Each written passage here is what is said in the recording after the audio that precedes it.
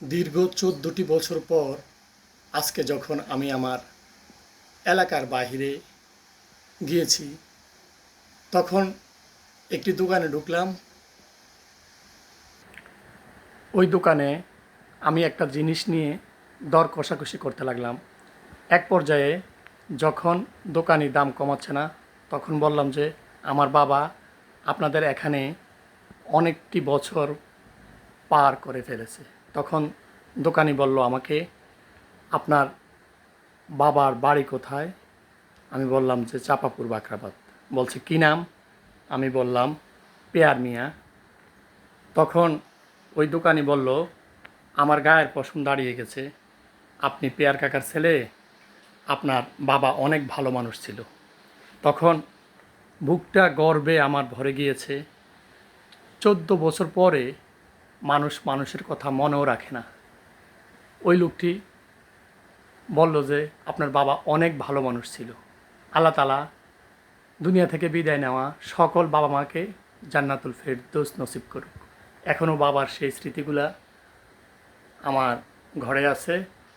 এই যে দেখেন, বাবা নাই, বাবার নামটা পর্যন্ত বাবার নিজ হাতে যখন কুয়েতে ছিল, এটা ওই লাগেজটা আমরা উল্টে রাখছি, অনেক বছর হয়ে গেছে। পেয়ার মিয়া বাবা কুয়েত থেকে লাগেজটা আনেছিল।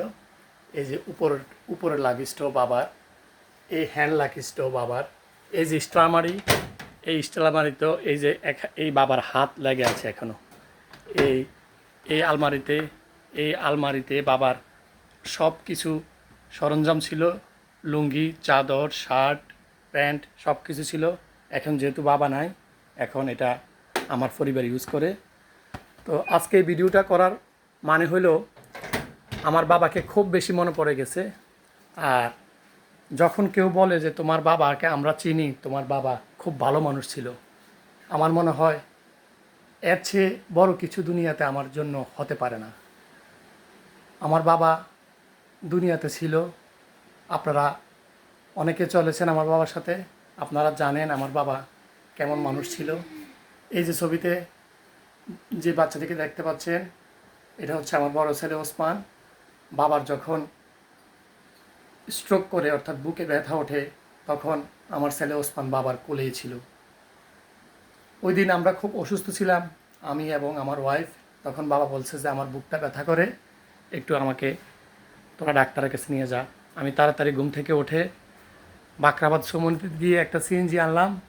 সিএনজি এনে বাবাকে আমার ওয়াইফে একটা ফতুয়া দিল, বললো যে এটা না, আমাকে নতুন থেকে ওই ফতুয়াটা দে। তখন আমার ওয়াইফ আরেকটা ফতুয়া বের করে দিল স্টারমারি থেকে। তখন আমি পুরাতন এক জোড়া জুতা দিছি বাবাকে। বাবা তখন বলতেছে জুতা এগুলো না, আমার আরেক জোড়া জুতা আছে নতুন, ওই জুতাটা দে। তো বাবা অনেক গুছানো ছিল, কথাবার্তা চালচলন আমাদের সাথে অনেক হিসাব করে বলতো। আজ বাবা নাই, বাবার স্মৃতিগুলো আমাদেরকে এখনও তাড়িয়ে বেড়াচ্ছে। সবাই দোয়া করবেন, আল্লাহ যেন বাবাকে বেহেশত নসিব করে।